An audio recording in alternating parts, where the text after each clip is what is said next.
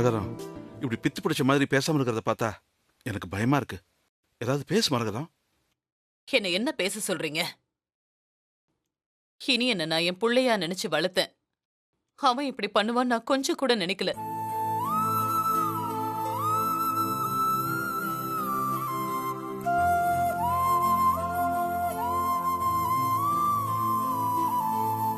அவன் தப்பு பண்ணான்னு தெரிஞ்சதையே என்னால தாங்க முடியல. இதுல அந்த ராசாத்தி வேற இதுல யாரும் தலையிட வேண்டாம்னு சொல்லி அவனை கூட்டிட்டு போனது நினைச்சா என் மனசு ஆற மாட்டேங்குது. அண்ணி விடுங்க அண்ணி, அதையே நினைச்சு புலம்பிக்கிட்டு இருக்காதீங்க.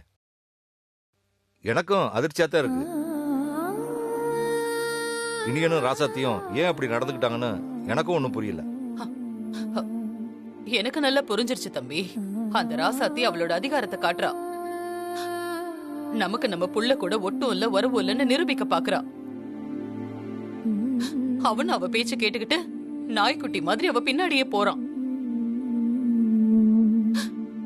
என்ன தூக்கி எறிஞ்சிட்டு போறான்ல அவன.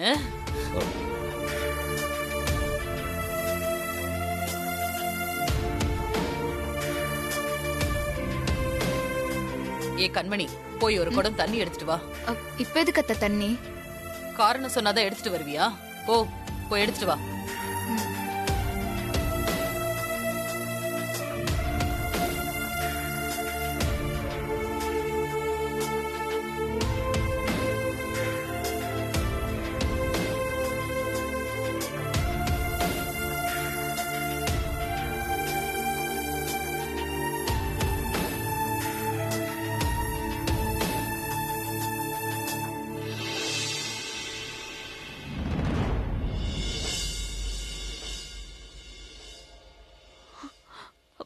அத்தை என்னங்க, இந்தாங்க அத்தை தண்ணி.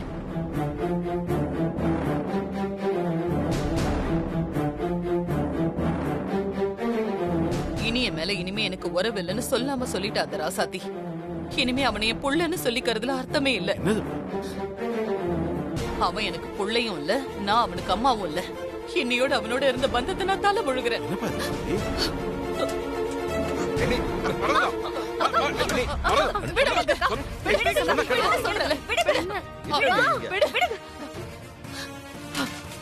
எதுக்கு மங்க இப்ப தடுக்கிற? தடுக்காம என்னக்கா பண்ணுவாங்க? நீங்க பண்றது உங்களுக்கே நல்லா இருக்கா? படுபாவி மங்க, காரியத்தை கெடுத்துட்டாளே. இன்னியோட அந்த இனியனை தலை முழுகிருப்பா. அதுக்கு பின்னாடி அந்த இனியனும் ராசாத்தியும் இந்த வீட்டு படியேற முடியாதபடி ஆயிருக்கும்னு நினைச்சேன். எல்லாம் கெட்டு குட்டிச்சவரா போச்சு. ஏங்கா அவன் ஏதோ பேசிட்டான்னு நீங்க இப்படி எல்லாம் பண்ணலாமா? இனியன் யாரு? நீங்க வளர்த்த புள்ள. அவன் தப்பு பண்ணுவானா? அதான் அவரு வாயாலே ஒத்துக்கிட்டாருல்ல. எனக்கும் அந்த பொண்ணுக்கும் தொடர்பு இருக்குன்னு அவரே சொல்லிட்டாருல்ல. கண்மணி, பேசாம இருக்க மாட்டேன். இதான் சாக்குன்னு எரி நெருப்புல எண்ணெய் ஊத்துறியா? விடுங்க மாமா. இவ என்ன இந்த ஊரே சொன்னாலும், ஏன் இனி அவன் வாயால சொன்னாலும் இருந்தாலும் நான் நம்ப மாட்டேன். இனி அப்படிப்பட்டவன் இல்ல. ஏன்னா அவன் வளர்ப்பு அப்படி. அவனை வளர்த்தது நான் இல்லக்கா, நீங்க தான் வளர்த்தீங்க. உங்க வளர்ப்பு மேல உங்களுக்கே நம்பிக்கை இல்லையா?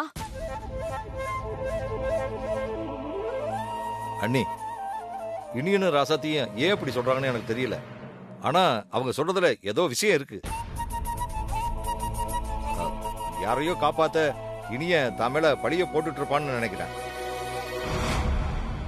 ஆமா மரகதம், எனக்கும் அப்படிதான் தோணுது. நம்ம பிள்ளை அப்படி இல்ல மரகதம். இதுல வேற ஏதோ இருக்கு. என்னடி உன் மாமியாக்காரி தலையில தண்ணிய ஊத்தி அவங்க 2 பேரையும் தலை முழுகிடுவான்னு பார்த்தா உன் சின்ன மாமியாக்காரி வந்து தடுத்து புடுங்கிட்டா. ச்சே, நல்ல சான்ஸ் ஒன்று மிஸ் ஆயிடுச்சு. அம்மா, அந்த ராசாத்துக்கு ஏதோ கொஞ்சம் நல்ல நேரம் இருக்கிற மாதிரி தெரியுது. அதான் கெட்ட நேரத்திலயும் நல்லது நடக்குது. இனியனை பத்தி யார் என்ன சொன்னாலும் நம்ப மாட்டீங்க. இன்னைக்கு அவனே ஒரு பொண்ணு கூட பழக்கம் இருக்குன்னு சொல்லிட்டா அத நீங்க உடனே நம்பிடுவீங்களா? சந்தர்ப்ப சூழ்நிலையால கூட அவன் பொய் சொல்ற மாதிரி ஆயிருக்கலாம்ல. சரி, நம்ம கிட்ட சொல்ல முடியாதபடி அப்படி என்ன சந்தர்ப்ப சூழ்நிலை அவனுக்கு? அதான்க்கா எனக்கும் தெரியல. ஆனா ராசாத்தி கடைசியா என்ன சொல்லிட்டு போனா? எல்லாத்தையும் கால உணர்த்துன்னு சொல்லிட்டு போனால. அப்ப அங்க ஏதோ வெளியில சொல்ல முடியாத அளவுக்கு ஏதோ ஒரு விஷயம் இருக்குன்னு தானே அர்த்தம். மரகதம், எப்பவும் கோவத்தில் எடுக்கிற முடிவு தப்பாக தான் இருக்கும். அதனால இப்போ நம்ம எந்த முடிவுக்கும் வர வேணாம். நிதானமாக இருப்போம். அதான் எல்லாருக்கும் நல்லது. அக்கா, ராசாத்தி அம்மா கிட்ட இத பத்தி நான் கேட்க சொல்லியிருக்கேன். அவங்களும் கேட்டு சொல்றேன்னு சொல்லிருக்காங்க. ஆனா நீங்க இனியன் மேல வச்சிருக்கிற நம்பிக்கையை மட்டும் என்னைக்குமே இழக்க கூடாது. ஆமாம்மா, இனி அண்ணன் நீ வளர்த்த புள்ளம்மா. அண்ணன் மேல எந்த தப்புமே இருக்காது. அவரை பத்தி எங்க எல்லாரையும் விட உங்களுக்கு நல்லாவே தெரியும். அவசரப்பட்ட எந்த முடிவுக்கும் வர வேண்டாமா. என்னடி ம்? எல்லாரும் சேர்ந்து உன் மாமியா மனசுல எரிஞ்சிட்டு இருந்த நெருப்ப அணைச்சிட்டாங்க போல இருக்கு. மா, இப்படி அணைய விடக்கூடாதுமா. இப்ப நான் என்ன பண்ண போறேன்னு பாரு. அத்தை, என்னதான் இருந்தாலும் ராசாத்தியும் இனியனும் உங்ககிட்ட அப்படியெல்லாம் பேசிருக்க கூடாது. அதுவும் இனியன் அந்த ராசாத்தி பேச்சு கேட்டுக்கிட்டு உங்களை மதிக்காம போயிருக்க கூடாது அத்தை. கண்மணி, இனிய ராசாத்தி விஷயத்துல தேவையில்லாம மூக்க நுழைக்க வேண்டாம். இப்பதான் எல்லா பிரச்சனையும் ஓஞ்சிருக்கு. நீ புதுசா எதையாவது ஆரம்பிச்சு வைக்காத. கர்ப்பமா இருக்கிற நீ இந்த வீட்டுக்கு நல்லபடியா ஒரு வாரிசை பெத்து கொடுக்குற வழியை பாரு. சரி, இந்த பிரச்சனைகள்லாம் நாங்க பாத்துக்கிறோம். நீங்க எல்லாம் போய் வேலையை பாருங்க. வாங்கண்ணே.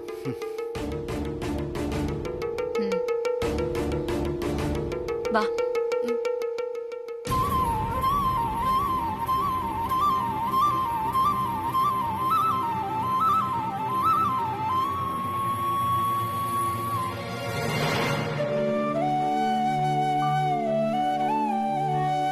என்ன இன்னும் பெரிய வீட்டுல நடந்ததே மண்டையில ஓடிக்கிட்டு இருக்கா? ஆமா மாமா, அங்க நடந்த எல்லாத்தையும் விட குமரன் மாமா நடந்துகிட்டதான் என்னால தாங்கிக்கவே முடியல.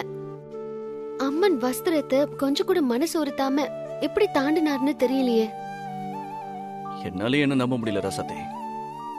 குமரனா இப்படி பண்ணனா?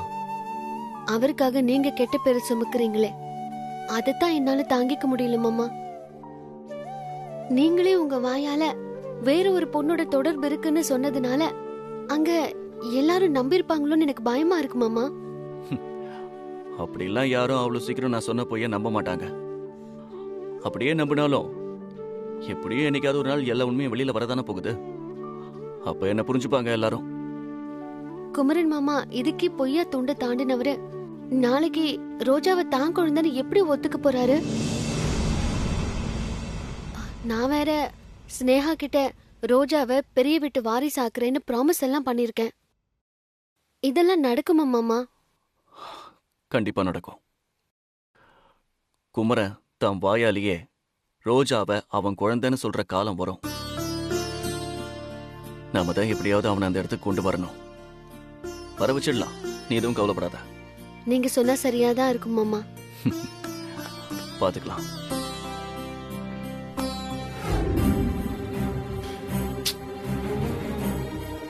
ரோஜா விஷயத்துல எவ்வளவு உதவி செஞ்ச இனியனுக்கும் ராசாத்திக்கும் இப்படி ஒரு துரோகத்தை பண்ணிட்டோமே. என் சுயநலத்துக்காக அவங்களுக்கு கெட்ட பேரை சம்பாதிச்சு கொடுத்துட்டேன். அவங்க முகத்துல நான் இனிமே எப்படி முழிப்பேன்? எனக்கெல்லாம் மன்னிப்பே கிடையாது.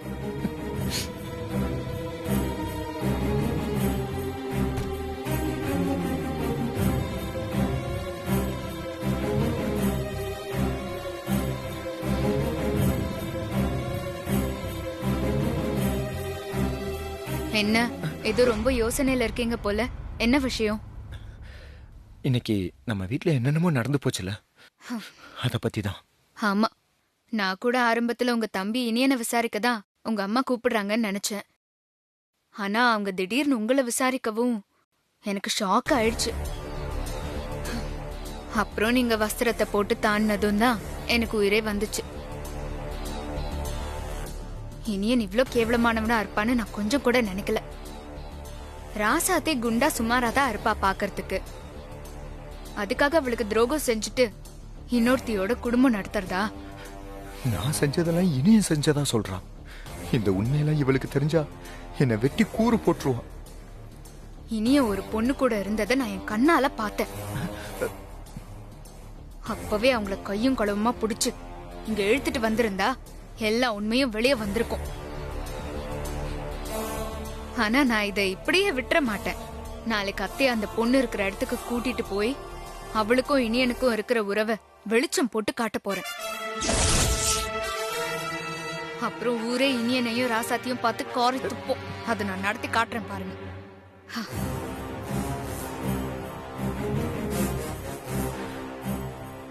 இந்த ராட்சசி செஞ்சாலும் செஞ்சிருவா. இதை எப்படியாவது தடுத்தாகணும். இவளுக்கு முன்னாடி நாம அங்க போய் ஸ்னேகா விஷயம் அம்மாவுக்கு தெரியாம மறைச்சிட வேண்டியதுதான்.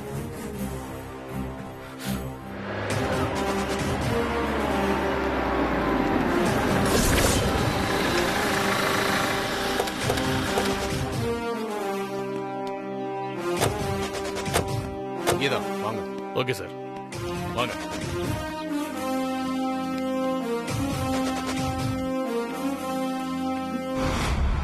சொல்லுங்க. நாங்க லஞ்ச ஒழிப்புத்துறையில இருந்து வந்திருக்கோம். உட்காருங்க சார். நாங்க இங்க உட்காந்து பேச வரல மேடம். உங்க மேல உள்ள ஒரு ஊழல் குற்றச்சாட்டை விசாரிக்க வந்திருக்கோம்.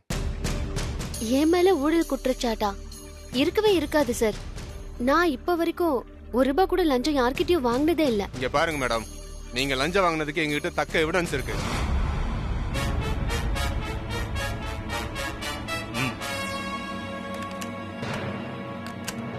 உங்க செல்போனை கொஞ்சம் கொடுக்குறீங்களா? தேங்க்யூ. என்கொயரி முடிகிற வரைக்கும் ஆபீஸ் ஸ்டாஃப்ஸை தவிர வெளி பப்ளிக் யாரையும் அலோவ் பண்ண வேண்டாம். சரிங்க சார். மிஸ்டர் கேசவன். மேடம் சொல்லுங்க மேடம். நம்ம ஆபீஸ் ஸ்டாஃப்ஸை தவிர பப்ளிக் யாராவது இருந்தா உடனே வெளியே போக சொல்லுங்க. அப்புறம் நான் சொன்னதுக்கு அப்புறம் அலோவ் பண்ணுங்க. ஓகே மேடம், அனுப்பிடுறேன்.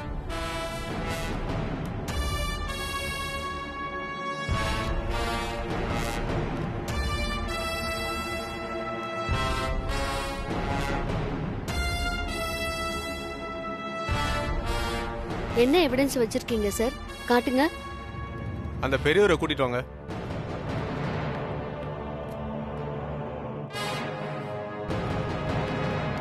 மட்டர் சார். இந்த பெரியவர் தான் உங்க மேல கம்ப்ளைண்ட் கொடுத்திருக்காரு.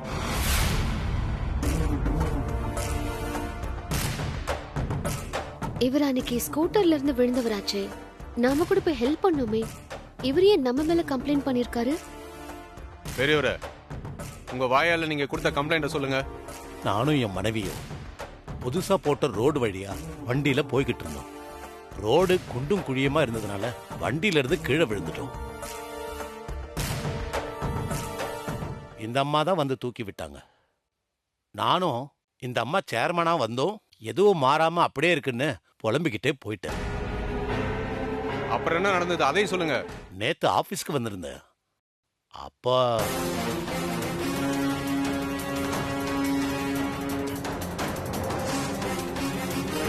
இந்த பில்லு ரோடு கான்ட்ராக்ட் பில்லாச்சே. நீங்க போட்ட ரோடு சரியில்லை, இத பாஸ் பண்ண மாட்டேன்னு பழைய சேர்மன்ட்ட ராசாத்தியமா சத்தம் போட்டிருக்காங்க. அப்புறம் எப்படி கையெழுத்து போட்டாங்க? எலெக்ஷன்ல நேர்மையா ஜெயிச்சவங்கன்னு பேர் எடுத்தவங்க 4 பேர் இருக்கும்போது அப்படிதான் ஸ்டண்ட் அடிப்பாங்க. ஆனா நடக்க வேண்டிய காரியம் தானா நடக்கும். இவங்க மாதிரி எத்தனை பேரை பார்த்துட்டோம். சீக்கிரம் பில்ல பாஸ் பண்ணுங்க. என்னால இதை நம்ப முடியலையே. இன்னும் கொஞ்ச நாள்ல உனக்கு சேர வேண்டியது வந்து சேரும். இதெல்லாம் ஓப்பனா பேச வேண்டிய விஷயமா? சீக்கிரமா சைனை போட்டு சீலை போட்டு விடு.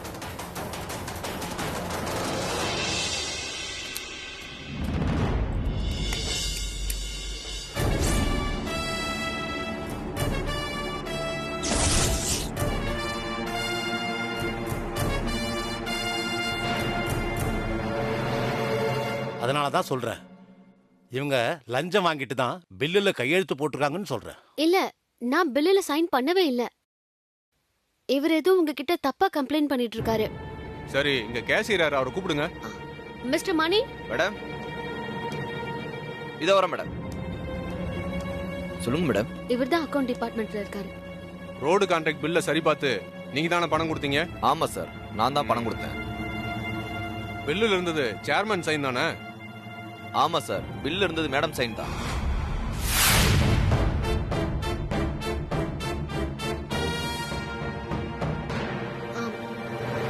இல்ல சார், இதுல ஏதோ சதி நடந்திருக்கு. நான் பில்லுல சைன் பண்ணவே இல்ல. சார், நீங்க இந்த பில் எடுத்துட்டு வாங்க. Okay sir.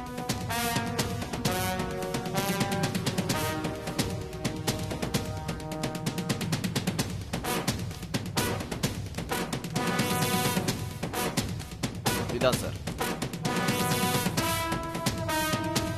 மேடம், பில்லுல இருக்கிறது உங்க சைன் தானே பாருங்க.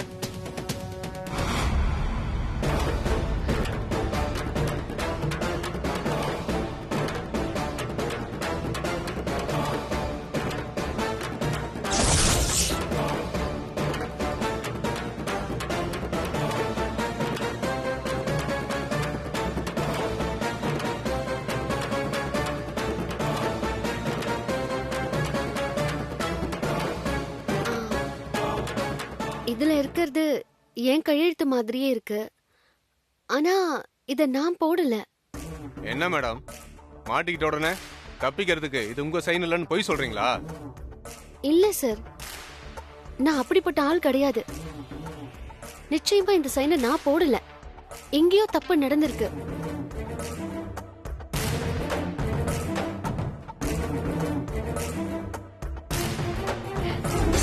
என்ன நீ ரொம்ப சந்தோஷமா இருக்கீங்க?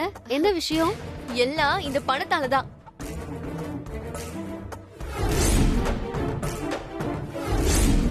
அண்ணனுக்கு கொடுத்தாங்களா? எதுக்கு? இவர் கம்பெனில ப்ரொடக்ஷன் அதிகமா கொடுத்ததுனால இன்சென்டிவ் கொடுத்திருக்காங்க.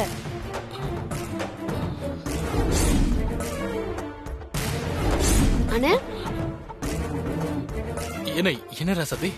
தூங்காம இந்த நேரத்துல இங்க என்ன பண்ணிட்டு இருக்கீங்க? அது இல்லம்மா, தூக்கம் வரலையா, அதான் ஹால்ல அப்படியே நடக்கலாமேன்னு எந்திரிச்சு வந்தேன். சரி சரி, ரொம்ப நேரம் முடிச்சிட்டு இருக்காம சீக்கிரம் போய் படுங்க.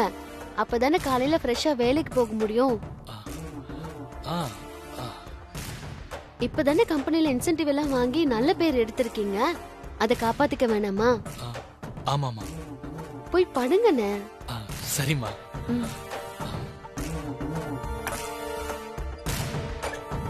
அண்ணங்கிட்ட ஏதோ தடுமாற்றம் தெரியுது.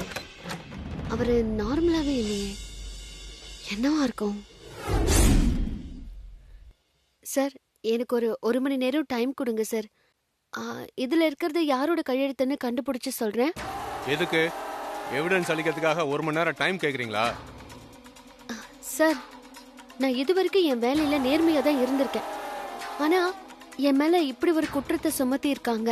இதை பொய்ன்னு நிரூபிக்க எனக்கு ஒரு சான்ஸ் கொடுங்க சார். சார், உங்களுக்கு என் மேல நம்பிக்கை இல்லைன்னா என் கூட உங்க ஆபீசர் யாரையாவது அனுப்புங்க.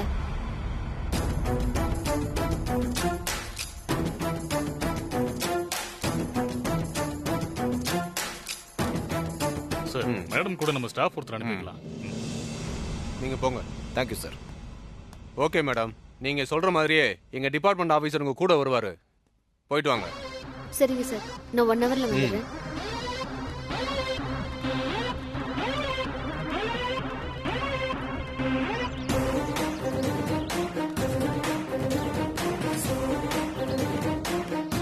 சரிங்க மேடம்.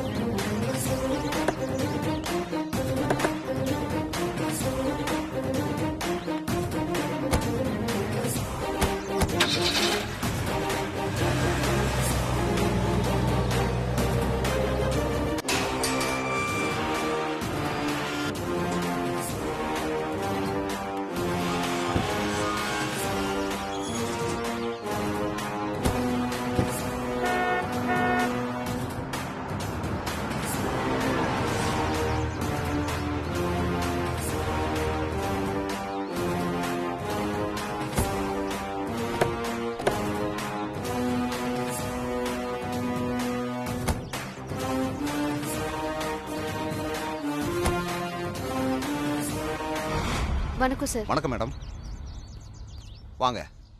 என்ன வீடு தேடி வந்திருக்கீங்க? இல்ல, ஃபர்ஸ்ட் நான் ஆபீஸ்க்கு தான் போனேன். நீங்க வீட்டுக்கு வந்திருக்கிறதா சொன்னாங்க. அதான் உங்களை பார்க்கறதுக்கு இங்கேயே வந்துட்டேன். அப்படியா? என்ன விஷயம் மேடம்? சார், ஒரு முக்கியமான விஷயமா உங்களை பார்க்க வந்திருக்கேன். இவரு லஞ்ச ஒழிப்புத்துறை அதிகாரி. ஒரு விசாரணைக்காக என் கூட வந்திருக்காரு. அப்படியா? உள்ள வாங்க மேடம். சார், உள்ளெல்லாம் வந்து பேச முடியாது. மேடம், எதுவா இருந்தாலும் இங்கே பேச சொல்லுங்க. சொல்லுங்க மேடம், ஏதோ ஒரு முக்கியமான விஷயம் பேசணும்னு சொன்னீங்களே. சார், நான் நேரா விஷயத்துக்கே வரேன். என் அண்ணன் இளங்கோவுக்கு கம்பெனி மூலமா ஏதாவது பணம் கொடுத்தீங்களா? பணமா? சேலரி தான் மாசம் மாசம் கொடுப்போம். அதை தவிர வேற எதுவும் கொடுக்கலையே. இல்ல சார், அண்ணன் ஏதோ ப்ரொடக்ஷன் அதிகமா கொடுத்ததுனால இன்சென்டிவா 2 லட்சம் கம்பெனி கொடுத்ததா வீட்டுக்கு எடுத்துட்டு வந்தாரே. அப்படியெல்லாம் எந்த இன்சென்டிவும் கொடுக்கலையே மேடம்.